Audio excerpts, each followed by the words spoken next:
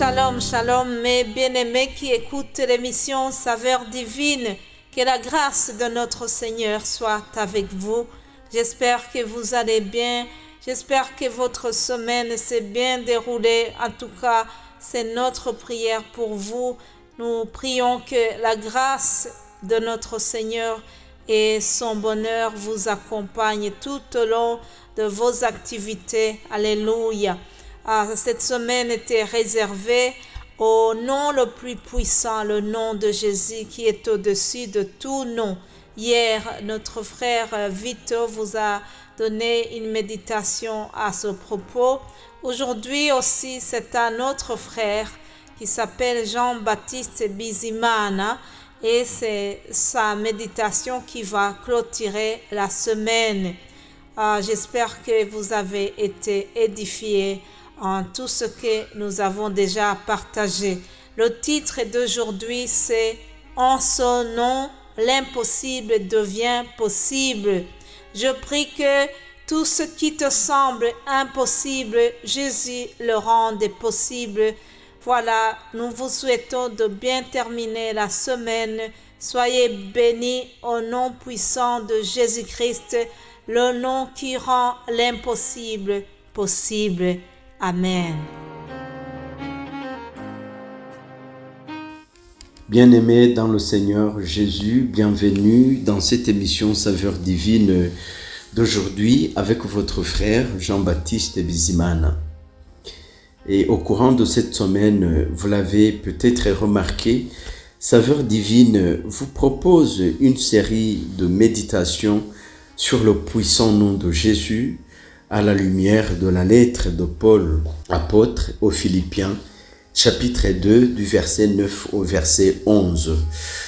C'est un passage crucial dans le Nouveau Testament qui souligne l'exaltation de Jésus après son humilité et son obéissance jusqu'à la mort sur la croix.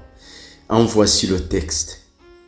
C'est pourquoi aussi Dieu l'a souverainement élevé et lui a donné le nom qui est au-dessus de tout nom, afin qu'au nom de Jésus, tout genou fléchisse dans les cieux, sur la terre et sous la terre, et que toute langue confesse que Jésus-Christ est Seigneur, à la gloire de Dieu le Père.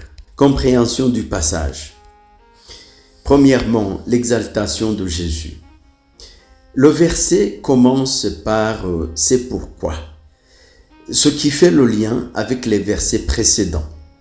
Philippiens 2, du verset 5 au verset 8, où Paul décrit l'humilité de Jésus qui s'est dépouillé de sa gloire divine pour devenir un serviteur et se sacrifier.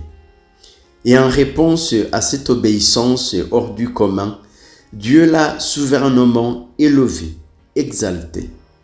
Et l'exaltation de Jésus implique non seulement sa résurrection des morts, mais aussi son ascension au ciel et son règne céleste à la droite de Dieu le Père.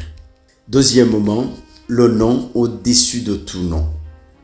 Dieu a donné à Jésus notre Seigneur un nom qui est au-dessus de tout nom. Son nom, selon de nombreux théologiens, est le titre Seigneur, Kyrios en grec. Ce titre associé au nom de Jésus reflète non seulement son autorité universelle, mais aussi son identité divine. Dans le contexte biblique, Kyrios était utilisé pour désigner Dieu lui-même dans l'Ancien Testament grec Septante, ce qui associe Jésus à la souveraineté divine. Ainsi donc, le nom de Jésus est un nom qui est au-dessus de tout nom, et non puissant. Et à son nom, les boiteux marchent, les aveugles voient, les morts ressuscitent, les personnes tenues en captivité sont délivrées. Et en son nom, l'impossible devient possible. C'est un nom au-dessus de tout nom. Troisièmement, tout genou fléchira, toute langue confessera.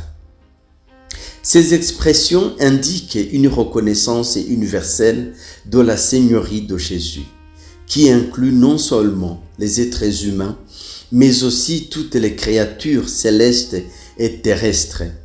Cela évoque l'idée que toute la création, volontairement ou non, sera amenée à reconnaître Jésus comme Seigneur.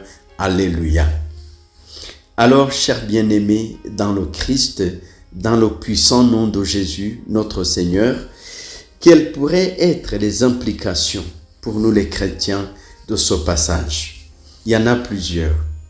Premièrement, Jésus est un modèle d'humilité et d'obéissance.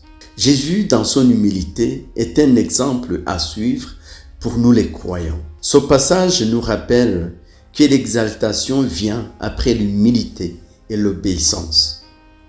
Il nous invite à vivre avec une attitude de service et de soumission à la volonté de Dieu, sachant que Dieu honore ceux qui s'abaissent, comme Matthieu chapitre 23 verset 12 l'a dit. Deuxièmement, reconnaître Jésus comme Seigneur. Pour nous les chrétiens, ce passage affirme la centralité de notre confession que Jésus est Seigneur. Oui, Jésus-Christ est notre Seigneur, à la gloire de Dieu le Père. Cette confession est non seulement personnelle, mais elle est destinée à être universelle. Les croyants sont appelés à vivre leur foi dans la reconnaissance de l'autorité de Jésus dans tous les aspects de leur vie. Malheureusement, la plupart des croyants, voudraient reconnaître Jésus comme sauveur, mais difficilement Jésus comme Seigneur. Parce que si on reconnaît Jésus comme Seigneur, c'est-à-dire qu'on doit suivre sa volonté, on doit marcher à sa suite, on doit le reconnaître comme notre maître et nos disciples, serviteurs qui doivent absolument être soumis à sa volonté. Troisièmement, l'universalité de la Seigneurie de Jésus. Ce passage nous encourage à avoir une perspective eschatologique où un jour toute l'humanité et toutes les créatures reconnaîtront Jésus comme Seigneur. Cela renforce l'idée que le message chrétien n'est pas simplement pour une communauté restreinte, mais a des implications globales. Quatrièmement, la gloire de Dieu le Père. Le but ultime de l'exaltation de Jésus est de glorifier Dieu le Père. Les chrétiens, en confessant la Seigneurie de Jésus et en vivant selon ses enseignements, il faut souligner ça, en vivant selon ses enseignements, participent à cette glorification divine. Bref, Philippiens 2, du verset 9 à 11, appelle les croyants à une adoration respectueuse de Jésus-Christ, tout en les invitant à imiter son humilité et à reconnaître son autorité universelle. Le passage souligne également l'espérance eschatologique que le règne de Jésus sera universellement reconnu et glorifié. C'est pourquoi Dieu l'a exalté. Il lui a donné un nom qui est au-dessus de tout nom, afin que, au nom de Jésus, tout genou fléchisse dans les cieux, sur la terre et sous la terre, et que toute langue confesse que Jésus-Christ est Seigneur, à la gloire de Dieu le Père. Amen. Alléluia. Que le nom du Seigneur soit éternellement béni. Amen.